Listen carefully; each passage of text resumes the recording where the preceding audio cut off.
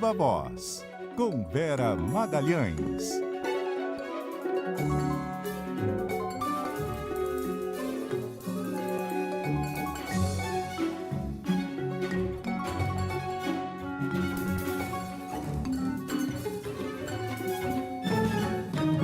Vera Magalhães, já conosco aqui. Muito boa noite, Vera, tudo bem? Oi, Débora, boa noite. Boa noite, Carol, ouvintes, também quem nos assiste. Boa semana para todo mundo. Oi, Vera. Pois é, nesse 10 de março, que é o início oficial do ano? Parece que sim, né?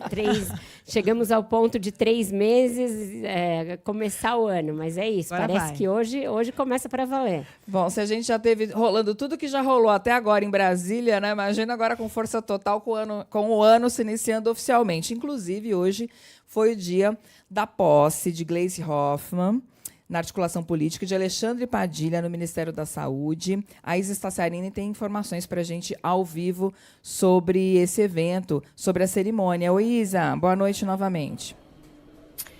Débora, boa noite para você, agora também para Vera, para Carol e para os ouvintes. Pois é, uma cerimônia, Débora, que eu ouso dizer que há muito tempo não notava o Palácio do Planalto desse jeito. Uma movimentação que começou no estacionamento do Palácio do Planalto no início da tarde de hoje para essas duas posses, tanto do ministro da Saúde, Alexandre Padilha, e a ministra da Articulação Política do governo Lula, Gleisi Hoffmann, que inclusive uniu a base aliada e o Centrão aqui no Palácio do Planalto.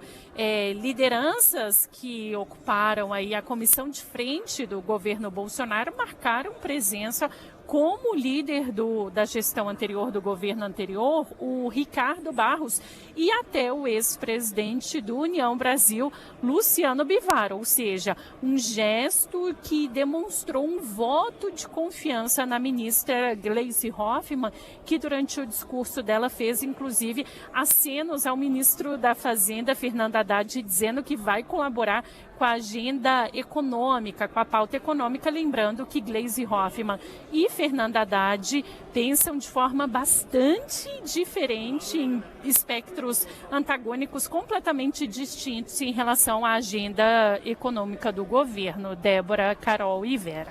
Agora, Isa, me diga uma coisa, o ex-presidente da Câmara, Arthur Lira, ele compareceu? Como é que estava a presença desses caciques do Centrão?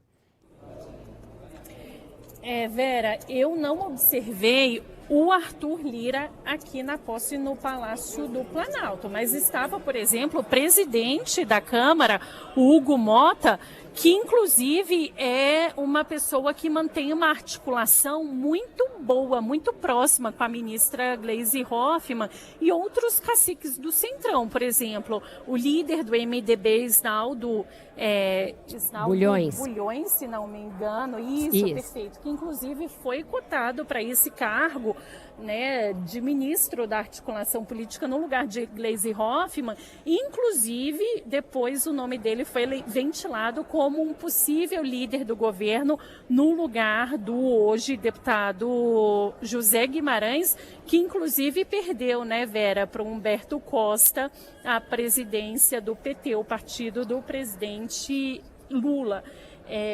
O atual presidente do mandato tampão é o senador Humberto Costa, que foi escolhido pelo partido na semana passada como uma estratégia de um grupo que é bastante contrário ao nome de Edinho Silva, que é um dos principais cotados, que praticamente está certo o nome dele como presidente do PT na eleição que vai ocorrer dia 6 de julho, mas um grupo aliado, inclusive, à ministra Gleisi Hoffmann, refuta o nome de Edinho e justamente colocou Humberto Costa, que embora tenha um perfil bastante pacificador, conciliador, é um possível candidato para concorrer com Edinho em julho nas eleições do PT, Vera.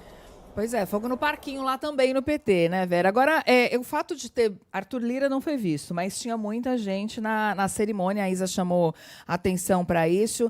Apoio ou pressão? Eu acho que apoio. A Gleisi, ela se dá bem com os setores do Centrão. Eu perguntei do Lira porque eu sei que ela pediu especificamente para que ele estivesse lá para fazer parte desse simbolismo ali de que foi uma posse ecumênica, de que ela transita muito bem, mas que ele disse que não poderia comparecer, que já tinha outros eventos. Agora, me diga uma coisa, Isa, ela fez acenos ao ministro Fernando Haddad, com quem ela teve vários embates nesses 2 primeiros anos do mandato, né? Que acenos foram esses? Exato, Vera. Ela citou, inclusive, nominalmente, o nome, né, do ministro da Fazenda, Fernando Haddad, dizendo que vai colaborar com a agenda e com a política econômica do governo. Ela disse que chega para somar, que inclusive para reforçar o diálogo com todos os ministros, inclusive com forças políticas do Congresso e na consolidação das pautas da agenda econômica. Vamos ouvi-la.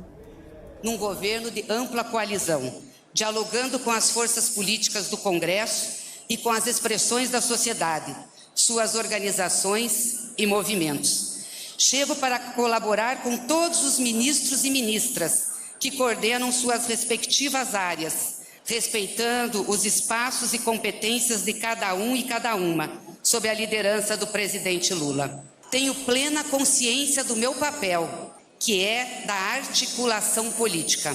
Eu estarei aqui, ministro Fernando Haddad, para ajudar na consolidação das pautas econômicas desse governo. Ou seja, um aceno aí ao ministro da Fazenda, com quem Gleice teve embates públicos em relação àquela agenda de regra fiscal e pacote de corte de gastos.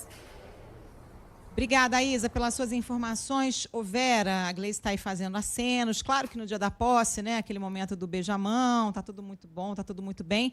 Mas a gente sabe do perfil aguerrido da Gleice. Ela passou o fim de semana, inclusive, atirando no ex-presidente Jair Bolsonaro. É esse o perfil que o Lula quer mesmo na articulação política? Parece que sim. Eu acho que o presidente quer alguém que faça um enfrentamento com a oposição, que não tenha ali medo de defender o governo. Ele, inclusive, quer que esse padrão se estenda a todos os ministros. Se alguém é ministro, tem de estar ali na linha de frente da defesa do governo, e a gente sabe que, nesse quesito, poucas pessoas superam a Gleisi Hoffmann em termos de adesão, de empolgação, de realmente fidelidade ao Lula. Ele quer esse padrão de fidelidade estendido a toda a esplanada. É esse gesto que ele faz ao designá-la também tem a ver com aquela coisa dele de marcar que ele não esquece de onde ele veio, não esquece quem são os verdadeiros amigos, qual é a sua origem. Ele fez um discurso nesse sentido no fim de semana, quando ele esteve lá no MST. Ele falou: não se iludam com quem acha que é meu amigo e chegou aqui ontem. Era um discurso mais ou menos nessa linha. Eu sei de onde eu vim, eu sei quem é que vai estar do meu lado quando eu deixar a presidência e passar o poder, etc. Então, é um gesto, ao mesmo tempo, para quem esteve com ele roendo o osso, que mostrar que vai comer a carne, e também para os demais integrantes do Ministério, de que ele quer esse nível de comprometimento em defesa do seu governo. Agora, Vera, falando do Padilha, né, à frente do Ministério da Saúde, ele vai continuar tendo uma participação política e de articulação também importante, mas no que diz respeito a ações do Ministério, Padilha já esteve nessa função, é médico. O que a gente pode esperar em relação a isso? São muitos os desafios, entre eles tirar o mais acesso especialistas do papel. Exato. Esse é o comissionamento principal que ele recebeu do Lula. Ele quer que esse programa bombe, ele quer que esse programa chegue a todo o país, quer que ele seja ali um dos carros-chefes em termos de imagem para o governo, porque outros programas que tinham esse mesmo papel não saíram do papel, ou não decolaram, ou não tiveram esse condão. Ele teve ali de fazer parte de uma solenidade difícil, que foi a da substituição da ministra Anísia. Ela fez questão de fazer um desabafo, disse que foi alvo de uma campanha misógina, que o trabalho dela foi desvalorizado, e o Padilha teve de fazer esse meio de campo, até porque ela era muito ligada a ele. Não foi ele quem a indicou, mas ele chancelou o nome dela quando esse nome foi levado ao presidente Lula. Então, ele ficou num papel ali de algodão entre cristais, que tudo bem, é um papel que ele vem fazendo, ele é o articulador, era até hoje o articulador político do governo, já é o papel dele, mas de agora em diante vai ser imprimir uma nova marca sem desmerecer a gestão Nise. Então, esse é o papel dele.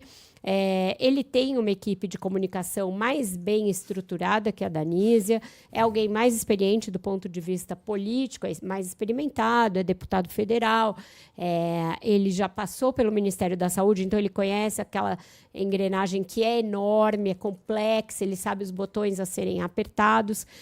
Então, eu acho que ele vai ter mais sucesso que ela em desenrolar o Ministério da Saúde. O Ministério da Saúde é um paquiderme, é uma máquina enorme, cheia de dinheiro, mas também cheia de pepino. Se você souber ter uma atuação política, você pode fazer essa parte cheia de dinheiro aparecer mais do que a parte cheia de pepino. A Anísia, por ser neófita na política, acabou fazendo com que os pepinos aparecessem mais do que a vitrine. Então, eu acho que agora é uma mudança de chave que o Lula quer ali.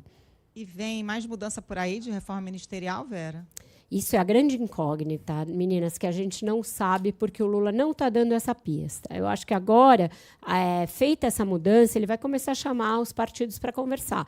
Eu acho que depois daquela ameaçinha ali de debandada, a presença que a Isis Tassiarini nos revelou de grandes caciques, inclusive aqueles insuspeitos, tipo o Ricardo Barros, que a gente sabe desinteressado da saúde, né, Vera? Quase não tem interesses na pasta. Né? Então, esse é o problema, né? Todo mundo quer ficar livre, ninguém quer se comprometer a apoiar o Lula agora, mas eles querem ter esses 2 anos ainda de acesso à emenda, à máquina, a ministros. Então, está todo mundo ali sem querer largar o osso. A gente vai ter que ver que tipo de reforma o Lula vai querer. Com a ida da Gleisi, ele fala isso, eu quero quem esteja comigo. Então, os partidos vão ter condição de entregar essa fidelidade, essa lealdade e bater no peito e dizer eu sou Lula, inclusive nas suas bases, quando elas forem hostis a ele. Então, acho que é esse tipo de compromisso que ele vai começar a cobrar de quem bater na porta dele querendo mais ministério. Antes da gente ir para o próximo tema, Vera, esse apoio nesses 2 anos também tem também uma ligação com o apoio à reeleição ou à sucessão do PT em 26. E teve uma entrevista esse fim de semana no Jornal o Globo, do ex-presidente José Sarney, que sugeriu ali sutilmente que Lula talvez não devesse ser o candidato, a questão da idade. E tem também o bicho pegando lá no PT, né? A Gleisi vai ter que ter uma articulação muito boa também com o próximo presidente do PT, com vistas a 2026. Pois é, e o Lula está insistindo no Edinho Silva, que não era o sonho de consumo dela. Ela gostaria de ter outro nome à frente do PT no seu lugar. Mas isso não dá para ter tudo. Então, o Lula já deixou claro que o preferido dele é o Edinho. Ele apagou alguns incêndios que havia no caminho da confirmação do Edinho nesse posto, dobrou a aposta nele, tinha ali uma tentativa de rifar. O Lula dobrou essa aposta, então parece tudo encaminhado para depois desse mandato tampão do Humberto Costa ser mesmo o Edinho. E aí, em relação a ser ou não candidato, eu acho que isso é uma coisa que a gente vai ouvir cada vez mais dos aliados não tão aliados. Ali essa insinuação de que talvez o Lula devesse passar o bastão, de que talvez não devesse ser candidato, que o melhor seria sair na alta, que foi mais ou menos o que o Sarney falou, mas o presidente não tem dado demonstrações de que quer ter essa conversa agora. Ele até fala, olha, não necessariamente vou ser candidato, não preciso ser candidato, mas ele tem deixado claro que essa é uma escolha dele, que ele vai tomar essa decisão e que o tempo é dele, que ele é o gestor do tempo dessa decisão. Então, por mais que os partidos comecem a insinuar isso, ainda mais se perdurar essa situação de uma avaliação em baixa, o Lula vai querer ser ele o senhor desse tempo. Gente, agora que o ano começou, também vem à tona aí a disputa pela ocupação de espaço, né, na Câmara e no Senado, presidências das comissões, tem comissões super importantes. O presidente da Câmara, Hugo Mota, começa hoje uma rodada de conversas aí com os líderes para definir essas indicações das comissões. O primeiro da lista é o Sóstenes Cavalcante, do PL, porque é o líder do maior partido, é o primeiro a escolher 2 comissões. E aí a legenda está de olho na CCJ, mas principalmente na Comissão de Relações Exteriores. E o interesse é colocar o deputado Eduardo Bolsonaro, do PL, no comando dessa Comissão de Relações Exteriores, o que tem causado polêmica. Dentro do PL, essa é a prioridade. E tem toda a polêmica em torno da possibilidade de apreensão do passaporte, né, do deputado Eduardo Bolsonaro. O PT fez esse pedido ao Supremo Tribunal Federal, lá no âmbito da investigação da tentativa de golpe. O ministro Alexandre de Moraes ainda não se posicionou sobre esse assunto.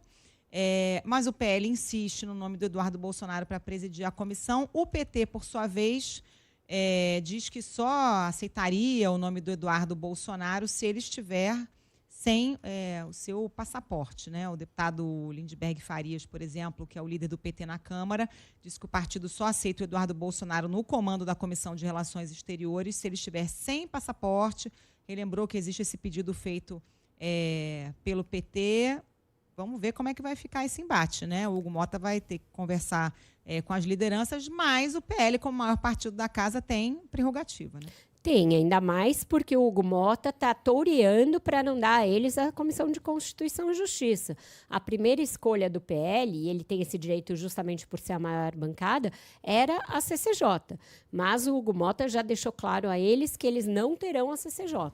Então, não é porque o deputado Lindbergh Farias quer falar grosso e quer falar mais alto que ele vai também conseguir vetar o acesso a uma outra comissão, ainda mais porque também na Comissão Mista de Orçamento estão tirando do PL. Não vai dar para ter tudo.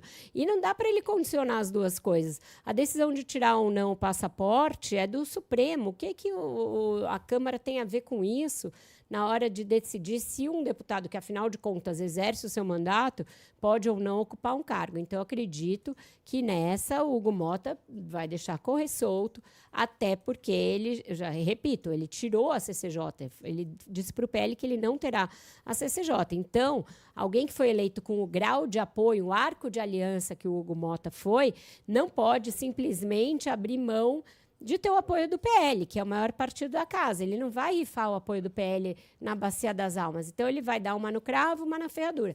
Então, se o PL insistir que a primeira pedida, eles têm as duas primeiras pedidas, e aí a primeira pedida que eles tinham já disseram, não, essa aí você não pode pedir. Então, ele vai a segunda e a terceira. Eu acho que ele vai deixar que eles escolham a segunda e a terceira opção deles, e isso deverá ser decidido amanhã, até amanhã. Amanhã tem uma reunião de líderes, então amanhã a gente deve saber o mapa da guerra das comissões da Câmara e também da Comissão Mista de Orçamento, que aí é Congresso, né? Câmara e Senado. Tumulto vai ter, fato é que tumulto vai ter. Isso é certeza. E vai ser interessante observar se o Eduardo Bolsonaro realmente for presidente da comissão, como é que vai ser essa relação dele com o governo americano, né? Porque circula nos Estados Unidos, tem um apoio ali do governo Trump, mas é um governo Trump que faz tarifaço e prejudica os interesses econômicos do Brasil. Então, que canoa a gente sabe que ele vai ficar? A prioridade dele vai ser defender os interesses do pai. Então, ele vai ficar nessa de tentar apoio dos republicanos para quaisquer medidas contra o Alexandre de Moraes.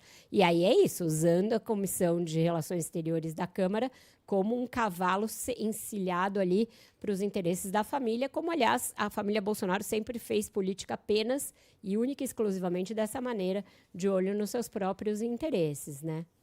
Ô Vera, os deputados também estão querendo votar um projeto que pode resultar num gasto de 4,6 bilhões de reais, emendas represadas de 2020. É uma bomba fiscal isso? Bomba fiscal. O Haddad não estava contando com isso. Liberar a emenda que é lá do governo Bolsonaro, que ficou represada, eles estão querendo fazer um saque aniversário de emenda.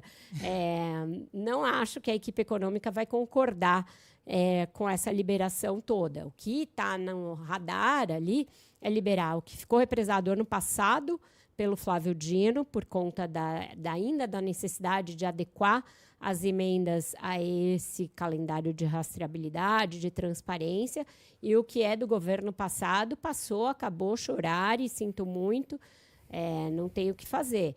E, aliás, isso é o que costuma acontecer. Quando a gente fala em restos a pagar, geralmente a gente está falando de um ano para o outro, não um passivo de anos e anos, não existe isso. Não tem governo que sobreviva, não tem ajuste fiscal que sobreviva a algo dessa natureza. Mas o fato deverá passar. Isso vai passar. Vai passar na Câmara, vai passar certamente no Senado, terá de cair ou no TCU ou no Supremo, em algum lugar vão ter que dizer que isso fere a previsibilidade, não está previsto no orçamento desse ano, na peça orçamentária que está lá no próprio Congresso para ser votada. Então, alguém vai ter de, depois, dizer que não vai dar para ser dessa maneira. Mas é isso, eles estão como aquele pessoal que faz dieta, e aí depois acaba a dieta, quer comer tudo de uma vez. até passar mal. Tá desse jeito o apetite de deputados e senadores depois de tanto tempo sem emenda. Rebote do Ozempic, né? Eles estão no rebote do Monjaro, né? O Davi Alcolumbre não está distribuindo o Monjaro. É o rebote do Monjaro, minha amiga, isso mesmo. Não adianta só ficar na canetinha, depois você não fizer exercício, se não fechar a boca, é a mesma coisa. Meninas, vamos para um intervalo? A gente volta daqui a pouquinho com mais Viva Voz. Estamos de volta com o Viva Voz. E Vera, o ministro Barroso esteve em São Paulo hoje, veio receber uma homenagem no TCM. O Guilherme Muniz tem mais informações aqui, fez algumas declarações. Falou sobre o quê, Muniz? Boa noite. Boa noite, Débora, Vera, Carol, todos os ouvintes. Ele falou sobre regulamentação de redes sociais, uso de câmeras corporais por policiais, regulamentação de inteligência artificial, falou sobre vários assuntos importantes. Então eu começo falando sobre essa defesa que ele fez a respeito da regulamentação das redes sociais. Para Luiz Roberto Barroso, presidente do Supremo Tribunal Federal, só regulamentando as redes sociais é que vai ser possível, de fato, proteger os direitos humanos e a democracia no nosso país. Essas falas foram feitas durante uma cerimônia, nessa segunda-feira, no Tribunal de Contas do município de São Paulo, em que ele foi homenageado pela atuação contra redes de desinformação e pela preservação da democracia. Vamos ouvir, então, o que ele disse sobre a regulamentação das redes sociais. A agressividade, a mentira, o absurdo trazem muito mais engajamento do que a fala moderada, do que a fala racional, do que a fala respeitosa. E, portanto, há um incentivo perverso à disseminação do ódio, da desinformação, das coisas ruins. E nesse mundo a gente precisa preservar a liberdade de expressão porque ela é vital, mas ao mesmo tempo impedir que a vida desabe num abismo de incivilidade.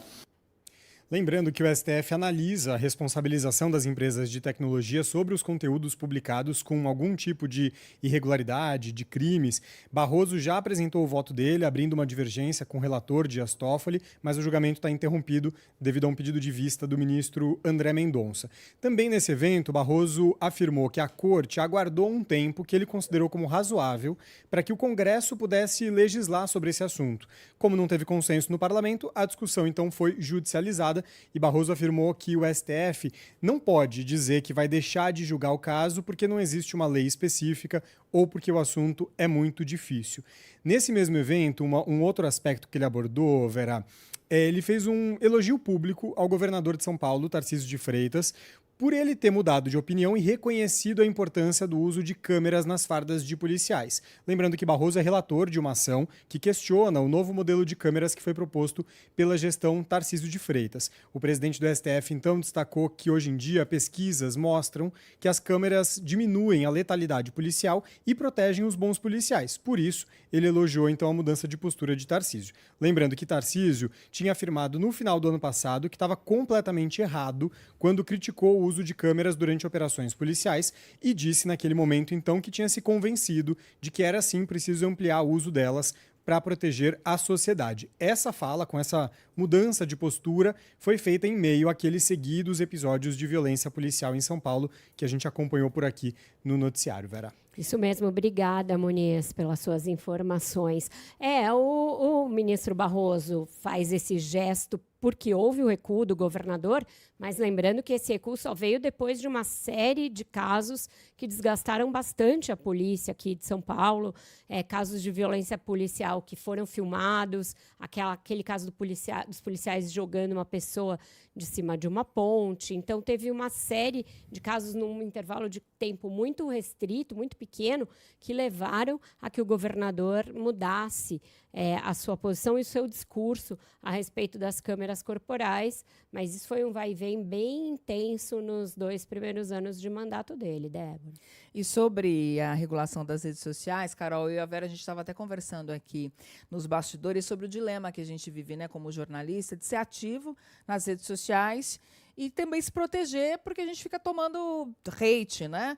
E tudo isso que o ministro falou, um grande campo fértil para desinformação, mas, por outro lado, Vera, também uma briga de gigantes, né? Briga de gigantes, muito bem posicionadas, inclusive com lobbies ativos no Congresso, vão atuar fortemente no próprio Supremo para defender a necessidade, aliás, a não necessidade de alguma regulamentação. Então, é uma novela que tende a se estender por aí, Carol. Em relação às redes sociais, é aquele eterno dilema, né? Por exemplo, o X. A Vera já saiu. A gente que trabalha com informação é uma fonte de informação, mas, ao mesmo tempo, a gente sabe que é uma rede que tem um dono, que é o Elon Musk, que faz gesto nazista, que utiliza a rede social para influenciar politicamente o mundo inteiro. Quer dizer, a gente está ali dentro da rede do Elon Musk, mas até quando, né? E com que limites e com que garantias também? É complicado, né? Exato. Vamos aproveitar esse link que você falou de Musk, a gente lembra de Trump. Hoje foi um dia bastante tumultuado nos mercados no mundo, porque as medidas dele estão gerando uma previsão de déficit ali nos Estados Unidos, de queda da economia, de muitos problemas, os mercados agitados não só aqui, mas no mundo todo. E a questão das tarifas segue sendo uma preocupação mundo afora, e aqui no Brasil não é diferente. Houve uma série de manifestações a esse respeito hoje, inclusive do vice-presidente Geraldo Alckmin. Quem traz as informações para a gente direto de Brasília é a Samantha Klein. Boa noite para você, Samantha.